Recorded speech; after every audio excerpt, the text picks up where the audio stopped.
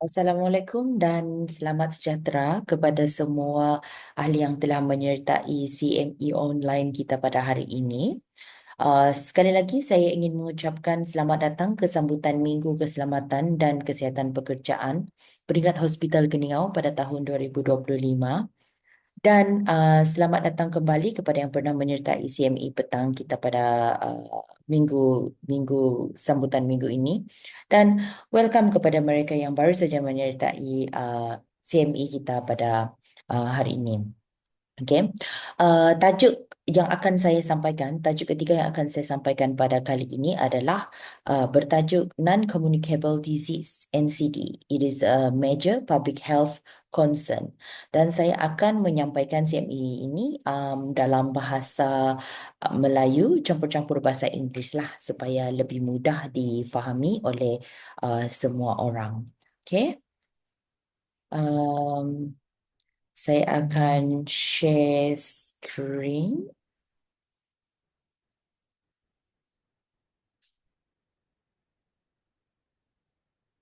Okey.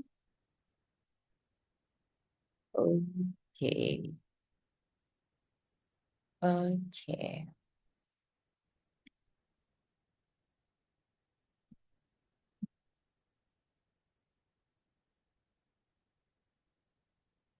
Okey. Tajuk kami pada petang ini adalah penyakit tidak berjangkit, NCD, kerisauan industri kesihatan. Objektif kita pada petang ini adalah untuk mengetahui apa itu definisi penyakit tidak berjangkit, punca penyakit tidak berjangkit, gejala, komplikasi, pencegahan dan saringan kesihatan yang boleh dilakukan bagi mencegah dan juga mendiagnos penyakit tidak berjangkit ini. Apakah itu penyakit tidak berjangkit, NCD? Ianya adalah penyakit yang tidak memerlukan perantaraan ataupun vektor. Ianya boleh berpunca daripada keturunan dan juga gaya hidup kita sehari-hari. Contoh bagi NCD termasuklah kencing manis, tekanan darah tinggi, lemah jantung, radang paru-paru, orang cakap pneumonia, okay? Paru-paru berair, asma, sirosis hati, penyakit berkaitan buah pinggang, batu karang, penyakit kekurangan zat besi, penyakit gangguan mental ataupun penyakit neurologik dan banyak lagi. Di Malaysia, penyakit tidak berjangkit ini merupakan antara 10 penyebab utama yang menjadi beban kesihatan negara, which is menjadi beban kita sebagai sebagai anggota kesihatan untuk um, merawat penyakit-penyakit tidak berjangkit ini. Manakala Pertubuhan Kesihatan Sedunia WHO pula mendapati 60% iaitu lebih kurang 35 juta orang daripada kematian di seluruh dunia adalah disebabkan oleh NCD. Okey? Apakah itu punca penyakit NCD? Okey, dia boleh berpunca daripada amalan kehidupan yang tidak sihat, pengambilan diet yang tidak seimbang atau berlebihan, pengambilan produk tembakau, pengambilan alkohol yang berlebihan, perubahan rutin harian moden masa kini yang kurang aktif dan menjadi penyebab peningkatan kepada kes NCD itu sendiri. Penyakit NCD yang pertama yang sangat famous adalah obesity. Ianya adalah satu keadaan kompleks yang mana seseorang tersebut mempunyai lemak berlebihan di dalam badan. Lelaki dikatakan obes apabila mempunyai kadar lemak yang berlebihan sebanyak 25%, manakala wanita pula mempunyai lemak berlebihan sebanyak 35% dan dikatakan obesity. Obesiti itu boleh diukur menggunakan pengiraan Body Mass Index, biasa kita cakap BMI, iaitu pengukuran berat badan dalam kg dibanding dengan ketinggian dalam meter lah. Okey? Kegemukan obesiti itu boleh memberi gangguan kepada pergerakan, kegiatan fizikal, fungsi sistem tubuh badan dan di samping menjadikan seseorang itu lebih cenderung kepada penyakit-penyakit tidak berjangkit seperti kencing manis, darah tinggi, penyakit jantung dan penyakit osteoarthritis as well. Okey, adakah saya gemuk? Macam mana kita nak tahu? Macam mana kita nak kira adakah kita itu gemuk? Okey. So, kita sebenarnya consider gemuk sekiranya BMI kita lebih atau pada 27.5. Formula bagi mengira BMI macam biasalah berat badan kg bahagi dengan tinggi dalam meter yang dikuasa 2 lah. Okey, contohnya 1.5 M darab 1.5 M. Okey, jadi kg dia maybe 75 bahagi benda tu lah. Okey. So, kita boleh dikatakan kurang berat badan apabila BMI kita kurang daripada 18.5. Berat badan unggul adalah pada BMI 18.5 sehingga 22.9. Kita dikatakan gemuk, belum obes, gemuk apabila BMI kita lebih daripada 23. Okay. Kita di-consider pra-obesity, okay, gemuk jugalah tu, apabila kita punya BMI 23 hingga 27.4. Manakala kita dikira obesity, okay, apabila BMI kita 27.5 dan juga ke atas. Sepanjang kami punya saringan non-communicable disease factor NCD yang kita buat setiap tahun tu, saban tahun kita dapat noted sebenarnya ada ke trend hospital Keningau pra-obesity semakin meningkat lah. Okay. Justeru kita di sini adalah untuk memberi memberi kesedaran kepada semua anggota untuk mengamalkan cara hidup yang sihat, mengetahui sekiranya kita ada simptom-simptom NCD untuk tindakan yang awal. Okay? Macam mana? Bagaimana saya nak mencapai berat badan yang unggul? Okay. First, kita kena buat pemeriksaan kesihatan. Okay. Boleh juga setelah kita buat pemeriksaan kesihatan, doktor boleh rujuk kepada pegawai pemakanan dan juga pakar pemakanan sekiranya perlu bagi mengawal dan mendapatkan berat badan yang unggul. Okay. Kita juga boleh capai matlamat untuk mengurangkan berat badan, kita kena buat secara ansuran. Okay. Kita jangan kurangkan berat badan dengan menyekat pengambilan makanan secara mendadak sebab dia boleh jadi yo-yo effect. Okay. Ataupun kita akan rasa cepat penat dan give up dan tidak mahu untuk diet. Okay. Macam mana untuk mengontrol makan kita? Kita kurangkan pengambilan kalori dan ubah suai pemakanan kita. Certain kalori seperti Maggi, okay, contohnya tu keropok-keropok ada kalori yang tinggi tapi kita akan cepat lapar. Kalau kita bandingkan dengan kita makan nasi atau kita makan buah, okay? Perkara yang paling penting adalah untuk kita bersenam dengan kerap sekurang-kurangnya 3 kali seminggu. Okay? So, ini saya letakkan sekali tips untuk latihan fizikal latihan untuk mereka yang mempunyai masalah diabetes lah. Okay? Antara jenis-jenis latihan fizikal yang dianjurkan termasuklah untuk berjogging, okay, bersenam, regangkan badan, berbasikal dalam ruangan ataupun di dalam gym lah, okay. Dan paling bagus sebenarnya untuk kita bersenam jugalah. Salah, berenang jugalah, okay. Apakah itu tekanan darah tinggi? Ini adalah penyakit NCD kedua yang saya akan jelaskan pada hari ini, iaitu tekanan darah tinggi, hypertension. Okay? Hypertension ataupun tekanan darah tinggi adalah penyakit yang senyap yang boleh mengakibatkan banyak komplikasi dan kematian jika tidak dirawat dengan betul. Okay? Kajian kesihatan di Malaysia menunjukkan peratus kejadian ini adalah sebanyak 24%. Macam mana kita nak tahu kita tu ada tekanan darah tinggi ataupun kita ada pre-hypertension? Okay? Biasa yang kita tahu normal tekanan darah adalah 120 atas, bawahnya 80. Okay? So, sini diastolik ni actually kurang daripada 80 lah. Okay? Ataupun 80 ngam-ngam. Okay? Untuk pre-hypertension adalah 120 hingga 139 ataupun 80 hingga 89. Okay, lebih 120, lebih-lebih sikit sudah ada prehypertension lah. Okay, manakala untuk orang tu didiagnose hypertension adalah apabila bacaan darah yang di atas tu lebih daripada 140, bacaan yang di bawah tu lebih daripada 90 lah. Okay, manakala kita boleh cakap systolic hypertension tu apabila yang atas tu saja yang naik, yang di bawah tu masih lagi dalam range prehypertension ataupun dalam range normal lah. Okay. Um, Macam mana untuk kita mengukur tekanan darah yang betul dan tepat?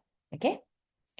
Kita kena lakukan pengukuran tekanan darah tu sebanyak 3 kali dengan jarak 1 minit di antara pengukuran. Kita kena ambil average dia lah. Okay? Ataupun dan sebenarnya kita mesti dalam keadaan yang selesa, bersandar, okay? Bukan dalam keadaan berdiri, okay? Baring pun boleh lah untuk pesakit. Kita kena tidak bercakap sebab kadang-kadang kalau kita bercakap dia boleh menyebabkan dia tidak tepat dan bacaan tekanan darah kita itu adalah tinggi lah. Okay? Dia punya cuff kena sesuai. Contohnya kalau kita berbadan yang besar, cuff tu kena yang besar. Tidak boleh yang kecil lah sebab kadang-kadang pressure dia akan lebih tinggi, bacaan tu mungkin akan jadi tidak tepat. Lengan kena relax. Dan kita kena sama rata, lengan kita tu sama rata dengan kedudukan jantung kita. Kita jangan rasa nervous, bergerak-gerak macam tu. Nanti bacaan tu akan jadi tidak tepat lah. Okay? Dan juga kita kena menggunakan mesin bacaan tekanan darah tu yang digital, manual, tapi ianya mesti yang sudah dicek lah. Orang cakap sudah ada BPM dia tu lah. Okay? Kaki kita kena rata di lantai. Ataupun kalau baring tu kita kena luruskan kaki lah. Macam tu. Jangan kita bersilang kaki. Jangan kita angkat kaki sebelah. Itu pun boleh mempengaruhi bacaan tekanan darah kita. Faktor-faktor risiko punca darah tinggi ni biasanya kita tidak ketahui pun. Okay? Mungkin dia boleh jadi disebabkan oleh penyakit buah pinggang ataupun ubat-ubatan yang kita ambil, faktor keturunan, kalau ayah pun ada, ibu pun ada, nenek pun ada, so kita pun berkemungkinan untuk ada jugalah. Okay, tekanan darah tinggi tu pun boleh terjadi juga kalau kita tu adalah perokok tegar ataupun kita sentiasa minum alkohol yang tidak terkawal, vaping, dan itu pun boleh menjadi risiko dan ianya ada komplikasi tekanan darah tinggi yang lebih tinggi lah. Apakah tanda dan gejala tekanan darah tinggi? Selalunya tekanan darah tinggi ni, hypertension ni tidak menunjukkan sebarang tanda dan juga gejala. Itu sebenarnya yang berbahaya lah. Okey, kita rasa kita ni sihat saja. Terus kita jadi, sihat je, tiada pening-pening, tiada semua. Jadi kita tidak mau cek lah kita punya tekanan darah. Rupa-rupanya tekanan darah kita tu tinggi. Okey. Kadang-kadang kita pun ada juga tanda-tanda yang tidak spesifik. Contohnya sakit-sakit kepala dan selalu di sini, lenga-lenga tengkuk dan sebagainya lah. Okay. Justeru, pemeriksaan tekanan darah perlu dilakukan secara berkala bagi pengesanan awal penyakit tersebut lah. That's why lah kita buat this saringan NCD setahun sekali untuk at least kita ada cek lah. Kalau bagi mereka yang tidak mahu cek ataupun rasa macam terlampau busy untuk cek lah. Okay. Apakah komplikasi hypertension? Okay. Peningkatan mendadak tekanan darah yang tiba-tiba naiklah boleh menyebabkan kepenatan nafas, sesak nafas lah. Kalau SOP lah orang cakap. Kekeliruan, delirium, okay? Sawan, fitting dan juga paling teruk menyebabkan kematian. Justeru, hypertension hendaklah dirawat dengan segeranya sekiranya ianya telah dikesan. Kita jangan main-main lah. Okay? Tekanan darah tinggi yang kronik berterusan, okay, pula akan memberi kesan ke atas organ-organ tubuh yang boleh menyebabkan masalah jantung. Okay? Kadang-kadang boleh menyebabkan MI juga dan juga kematian lah. Okay? Jangan kita rasa 142 bahwa 100 tu normal. Alah, mungkin sebab saya stres ni. Okay? Jadi kita tidak mau jumpa dengan doktor. Boleh menyebabkan masalah buah pinggang, saluran darah tersumbat, masalah mata, pecah saluran darah belakang mata, kadang-kadang boleh kena stroke as well lah juga. Okay. Bagi penyakit NCD yang ketiga, iaitu kencing manis, DM. DM adalah satu keadaan di mana paras gula dalam darah adalah tinggi dari normal dan ianya adalah salah satu penyakit kronik di mana telah menjadi masalah yang besar di kebanyakan negara-negara di dunia. Terutama sekali apabila sekarang ni pelbagai jenis makanan, dessert yang menarik, manis dan kita pun tertarik jugalah. Okay. Ianya boleh berlaku apabila kita punya organ dalaman, kita panggil pankreas tu, okay, dalam badan dia tidak lagi menghasilkan insulin ataupun badan tu tidak boleh lagi menggunakan insulin sendiri dengan berkesan. So ada masalah terblok di sana, terblok di sinilah. Okay. Dan kajian di Malaysia in 2006 kita dapati 20.8 which is 26.2% orang dewasa yang berumur 50 hingga 64 tahun menghidapi diabetes. Ini pada tahun 2006. Pada tahun 2024 kita memang sudah tahu seawal umur 10 tahun pun sudah boleh terkena diabetes mellitus lah. Itu pun memang semua pun kerana disebabkan oleh kita punya gaya hidup dan juga pemakanan. Um, apakah kesan paras gula yang tinggi di dalam darah? Okay. Di sini kita explain sikit lah macam mana. Makanan akan bertukar kepada glukos, gula lah dalam badan kita. Okey, insulin tu akan digunakan untuk menghantar glukos tu, okey, gula dari salur darah ke dalam sel-sel di badan. Di mana dia akan digunakan untuk menjadikan tenaga bahan bakar lah. Okey. So, bila kita punya insulin tu sudah kurang, okey, ataupun tiada insulin tu, okey, gula yang ada di dalam kita punya salur darah tu tidak dapat dibawa, tidak dapat ditransport kepada kita punya organ. So jadi bacaan gula di dalam salur darah kita tu akan menjadi tinggi waktu tu. So bila kita macam, jadi contohnya kita punya jantung lah atau kita punya buah pinggang lah, okay, kita punya mata lah, contoh. Tidak dapat tenaga lah, tiada bahan bakar, tiada dia punya oil. So tiada bahan bakar dalam organ-organ kita tu, okay, akan merosakkan sel, merosakkan organ tersebut lah. Okay. Sebab tidak cukup makan kan, jadi rosaklah. Dan pada masa yang sama, tisu-tisu yang terdedah kepada glukos yang tinggi itu pun boleh rosak juga. Sebab badan kita ni Tuhan sudah ciptakan untuk mau benda glukos banyak mana yang kita perlu, glukos jangan banyak mana yang kita perlu. So apabila berlakunya ketidakstabilan dalam penyaluran glukos dalam organ-organ ataupun tisu, dia boleh merosakkan kedua-dua belah pihak lah, organ dan juga tisu tersebut lah. Okey. Okey, apakah tanda dan juga gejala diabetes? Biasa yang dialami adalah kerap merasa dahaga, senang rasa penat, berat badan turun. Okay, I'm not saying that we should be sad kalau berat badan kita turun, tapi kita kena berhati-hati juga. Kalau saya makan banyak, tapi berat badan tu tetap turun juga. Okay. Mudah terkena jangkitan kulit, jangkitan kulat, okay, kulat di kulit, berpeluh-peluh sikit berkulit, berkulat kulit, okay. Luka lambat sembuh, kabur penglihatan, gatal-gatal di bahagian kemaluan, kebas tangan dan kebas kaki. Okay, itu tanda-tanda gejala diabetes jugalah. Diabetes juga boleh terjadi tanpa sebarang gejala. Okay? Jadi, jangan bergantung hanya kepada gejala untuk mengetahui sama ada kita adalah penghidap diabetes ataupun tidak. Pemeriksaan kesihatan tu masih perlu dilakukan. Okay? Siapakah golongan yang berisiko tinggi untuk mendapatkan diabetes? Golongan orang yang berisiko tinggi adalah orang-orang yang berumur 35 tahun dan juga ke atas. Tapi boleh juga sekarang ni 35 ke bawah pun boleh juga. Dan semakin usia kita meningkat, semakin tinggi risiko kita untuk mendapat diabetes. Okay? Orang yang mempunyai berat badan berlebihan, orang gemuk, orang obesiti, okay? Semakin berat badan itu bertambah, semakin tinggi risikonya menghadap diabetes. Okay?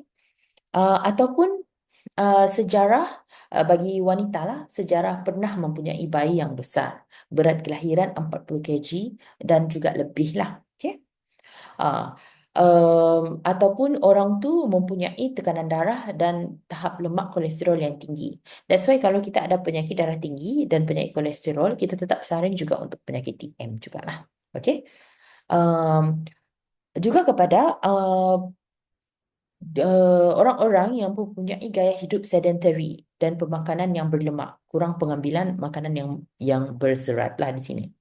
Gaya hidup sedentary termasuklah macam gaya hidup kita sehari-hari yang berhadapan dengan komputer, okay? Yang kurang berjalan, yang kurang bersenam, yang suka makan, okay?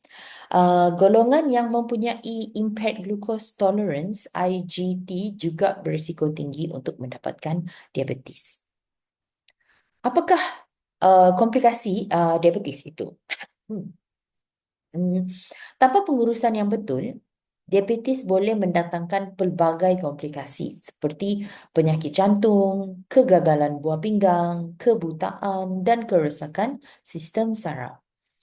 Um, ada beberapa keadaan kecemasan yang boleh terjadi kepada penghidap diabetes. That's why once kena ada hidap diabetes, dia kena berhati-hati sudahlah. Okay. Dia boleh kena serangan hypoglycemia, gula dia rendah. Okay. Apabila tahap gula dalam darah adalah rendah, simptom yang boleh dihidapi termasuklah dia sakit kepala, dia rasa pening, dia bergetar tangan, dia berpeluh-peluh walaupun waktu di bawah aircon lah. Okay. Kejadian pengsan tidak sedar ataupun sawan boleh terjadi sekiranya kandungan gula adalah terlalu rendah. Manakala diabetes ketoasidosis adalah keadaan tahap gula yang terlalu tinggi. Ianya juga boleh dihasilkan oleh kita punya stres, jangkitan kuman, kecederaan, penggunaan ubat-ubatan seperti steroid gitulah, ataupun kemasukan ubat bagi angin ahmar, stroke ataupun sakit jantung. Okay?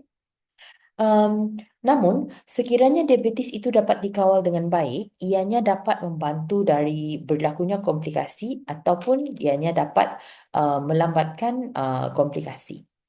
Okay. Um, okay. Ini adalah komplikasi kronik bahaya diabetes mellitus yang tidak terkawal. Dia boleh mendapat penyakit jantung dan pembuluh darah. Okey, kita boleh mendapat gangguan pada mata ataupun penglihatan, gangguan pada saraf yang boleh menyebabkan luka dan amputasi, dan juga penyakit buah pinggang.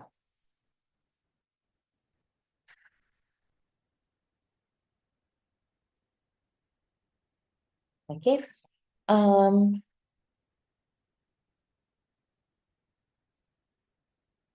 namun demikian, okey, pesakit diabetes ni bukan tidak boleh hidup dengan sihat, bukan tidak boleh uh,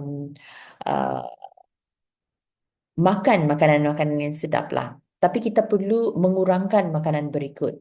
Kan kita boleh mengelak, tapi kita kalau tidak dapat mengelak, kita mengurangkan lah. Okay. Gula pasir, gula merah, sirap, manisan seperti dalam sini lah juga. Okay. Bagi penyakit yang keempat, okay, penyakit stroke, angin ahmar.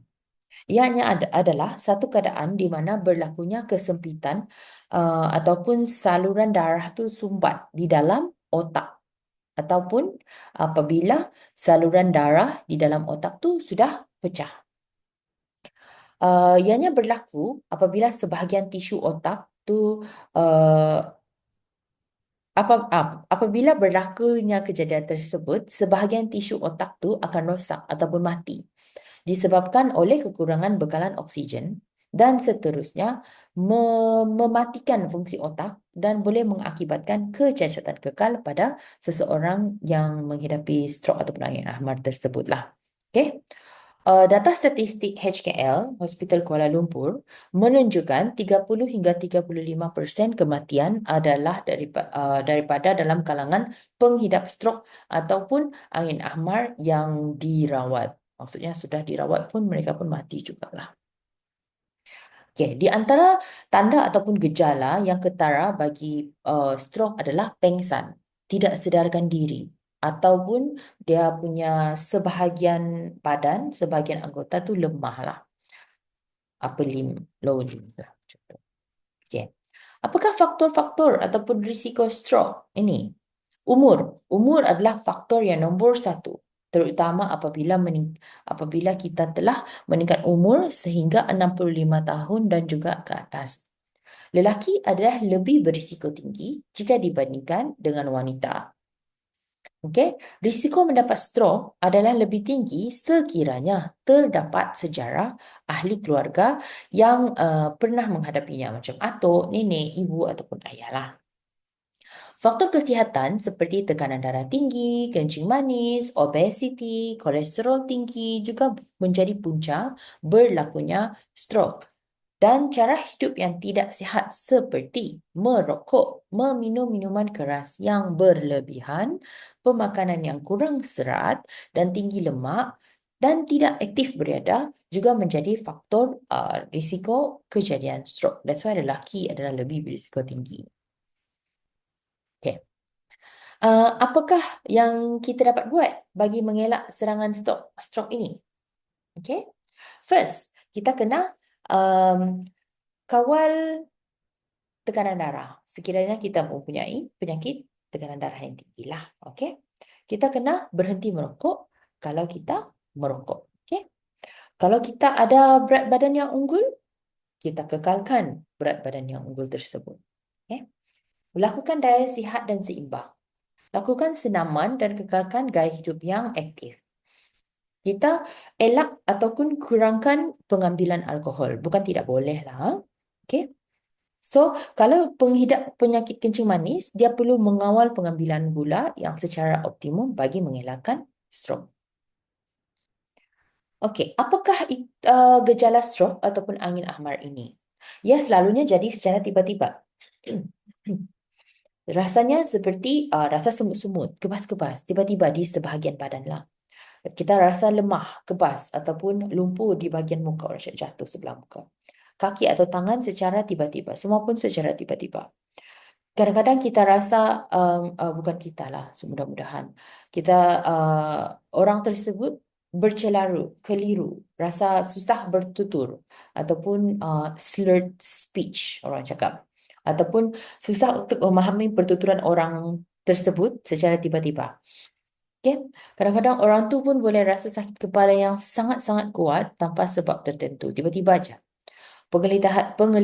Penglihatan mata boleh menjadi kabur secara tiba-tiba pada sebelah mata atau pada kedua-dua belah mata. Okay? Kadang-kadang dia sukar untuk berjalan, dia rasa pening atau hilang imbangan secara tiba-tiba, ataupun waktu dia menelan dia tersedak, dia sangat sukar untuk menelan. Itu adalah gejala stroke lah, gejala-gejala angin ahmar. Okay. Kalau orang tu terkena stroke, okay, kita jangan give up. Orang tu jangan give up dengan orang tu. Okay, kita ada rehabilitasi bagi stroke. Penderita pasca stroke. Okay, kita ada latihan yang boleh dibuat untuk memperkuat otot-otot kaki dan juga membantu keseimbangan lah. Ada latihan juga untuk menggunakan kasut yang leper, tidak licin supaya kurang jatuh. Okay. Dan lain-lain lagi. Yang ke 1, 2, 3, 5. Penyakit tidak berjangkit yang kelima, yang kurang famous, tapi masih banyak yang terjadi di Malaysia, iaitu Chronic Obstructive Pulmonary Disease, COPD. Okay. Ianya adalah satu keadaan di mana saluran pernafasan menjadi sempit dan ianya merupakan penyakit kronik termasuklah kronik bronkitis and kronik emphysema. Masalah paru-paru lah, radang paru-paru lah macam tu yang sentiasa ada. Ianya boleh berpunca dari radang ataupun saluran pernafasan dan kerosakan tisu paru-paru yang biasanya disebabkan oleh uh, tabiat merokok ataupun apabila orang tu terdedah dengan asap rokok, secondary smoker lah. Okey. Kadar kejadian ini tinggi dalam kalangan lelaki Malaysia iaitu sebanyak 4.7%. Ini kajian sama yang dilakukan pada tahun 2006 jugalah. Okey. Okay. Ini salah satu poster efek kesan buruk jika sekiranya orang tua sering merokok dekat anak. Anak dari kecil pun boleh sudah terkena pneumonia. Mungkin boleh kena COPD dari kecil lagi. Okey? Kadang-kadang bayi pun boleh mati secara mengejut. Dan anak-anak boleh mendapat masalah pernafasan setelah dewasa. Uh, Mengganggu pembesaran paru-paru, jangkitan pada telinga, dan juga menjadi contoh yang tidak baik dan anak pun akan boleh menjadi perokok. Apakah tanda-tanda dan juga simptom COPD ini? Okey, kita ada sesak nafas, batuk berpanjangan, kahak yang berlebihan, wheezing nafasnya berbunyi, dada tu kita terasa sangat sakit. Kita mudah penat semasa bersenam, kita rasa gangguan tidur dan kurang berat badan. Itu adalah salah satu simptom yang biasa dialami lah. Simptom COPD dan juga TB boleh menjadi kekeliruan. Justeru, kita masih perlu berjumpa dengan doktor untuk mendapatkan diagnosis yang tepat agar rawatan yang betul pun dapat kita berikan. Kita jangan main agak-agak saja. Okey? Apakah komplikasi COPD itu? Dari segi fizikal, pesakit yang mendapat jangkitan paru-paru ni berkemungkinannya mempunyai kegagalan dalam sistem pernafasan. Jantung akan menjadi lemah, berat badan pun boleh berkurangan. Okay, nampak kurus tak? Orang yang COPD ni selalunya kurus-kurus dia. Okay. Daripada segi psikologi, pesakit yang boleh mengalami kemurungan dan juga penjaga waris pun boleh mengalami keresahan. Okay. Dari segi sosial pula, akan berakunya pengasingan sosial disebabkan mudah penat dan batuk yang berpanjangan. Okay. Kadang-kala ia akan menyebabkan masalah kewangan even. Okay, sebab kita masuk keluar hospital dan kos rawatan yang agak mahal jugalah.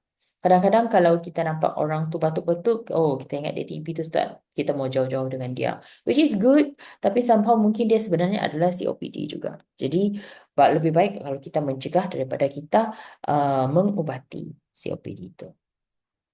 Okay, so bagaimana untuk kita mencegah ataupun mengatasi COPD ini?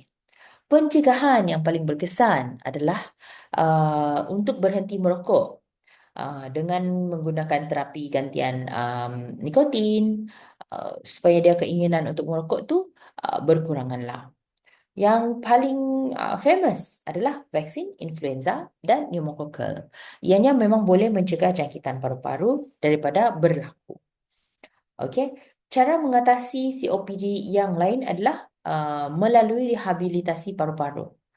Namun, ianya melibatkan kepakaran dari pelbagai bidang seperti doktor, jururawat, fisioterapi, dan anggota pegawai dietetik. Itu pun di mana cara mengatasinya, ia juga melibatkan senaman, pengendalian penyakit, bantuan kepada pesakit untuk menjalankan aktiviti seharian jugalah. Okey? Untuk pesakit COPD itu.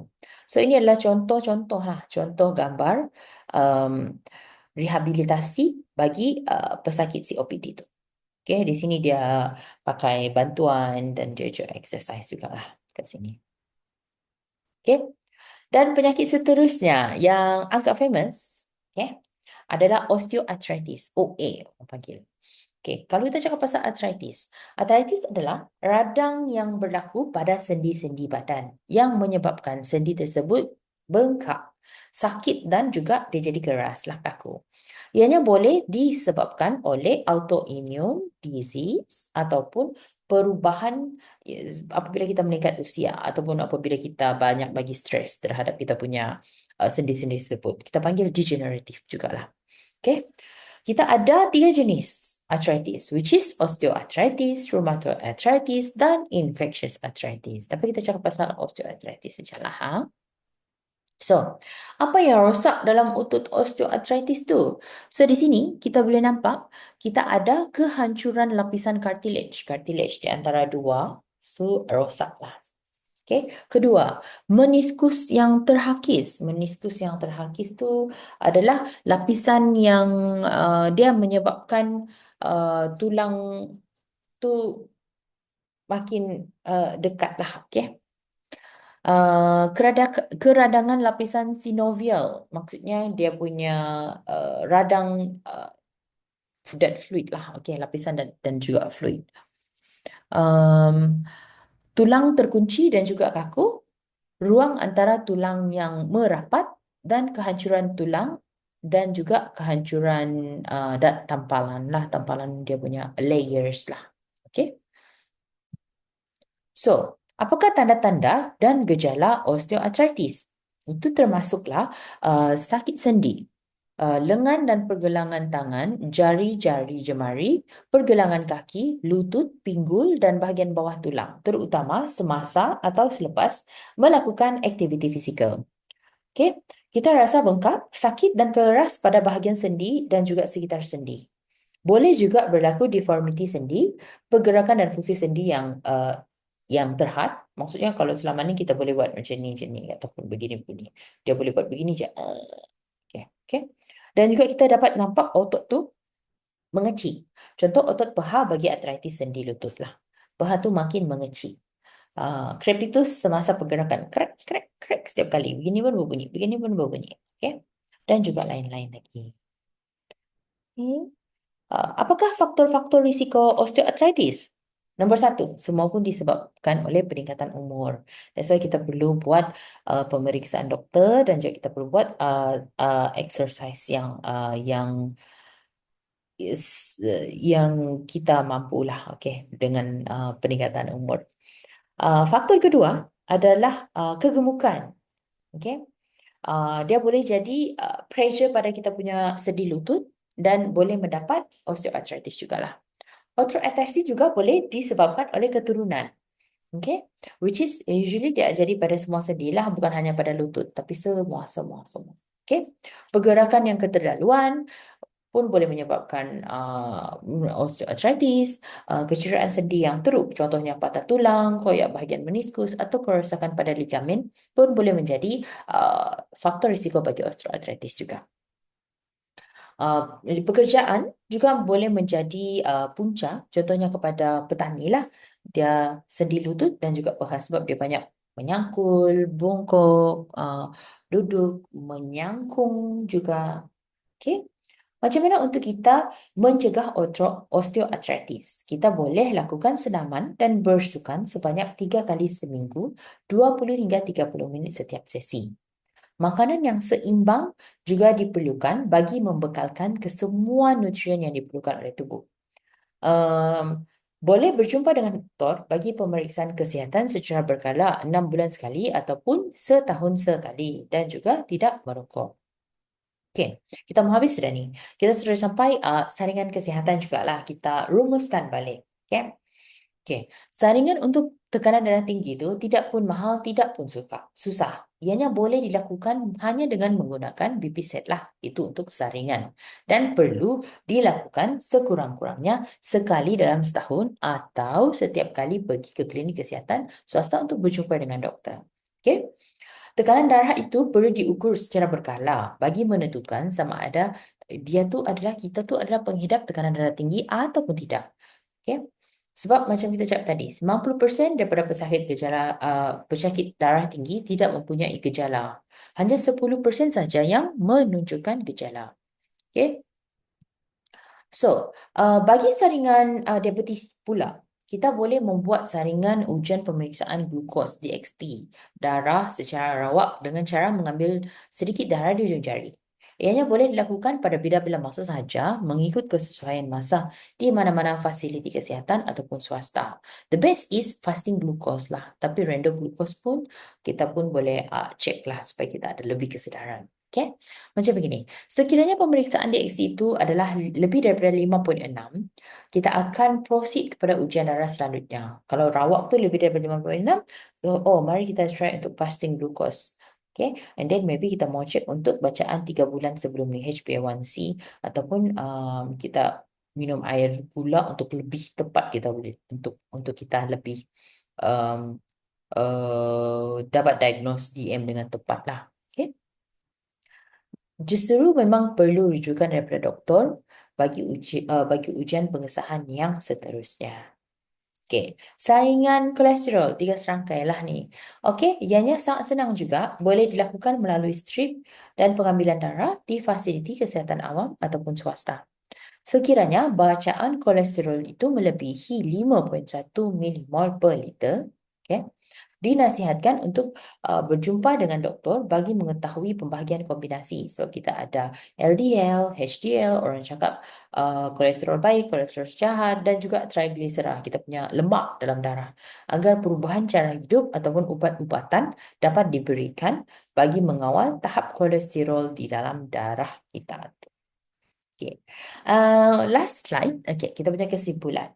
Kebanyakan kematian oleh penyakit NCD yang tidak dikesan boleh dicegah dengan memberikan pengetahuan awal kepada sektor awam dan swasta agar faktor NCD dapat ditangani secara bersama. Ianya termasuklah pengawalan penggunaan tembakau, diet yang tidak sihat, ketidakaktifan fizikal dan penyalahgunaan alkohol. Pelbagai kajian intervensi telah dia lakukan yang berasaskan populasi telah dijalankan bagi mengurangkan pendedahan kepada faktor-faktor yang menjurus kepada NCD. Namun, paling penting adalah pendidikan kesihatan agar ianya dapat diterapkan sejak dari mulalah mengenai penjagaan kesihatan ini. Okey? Sekian, terima kasih. Okay, untuk pengetahuan, actually bagi Hospital Keningau, 1 daripada 9 orang mempunyai tahap kolesterol yang tinggi. Manakala 1 daripada 5 orang mempunyai tahap gula yang tinggi lah. Okay, itu daripada tahun 2023 lah yang kita buat. Okay. Dengan itu, saya akhiri CME kita pada petang ini. Terima kasih dengan perhatian yang anda berikan. Secara semua soalan boleh diajukan kepada kita punya urus setialah sekiranya mereka dapat menjawabnya. Terima kasih. Okay.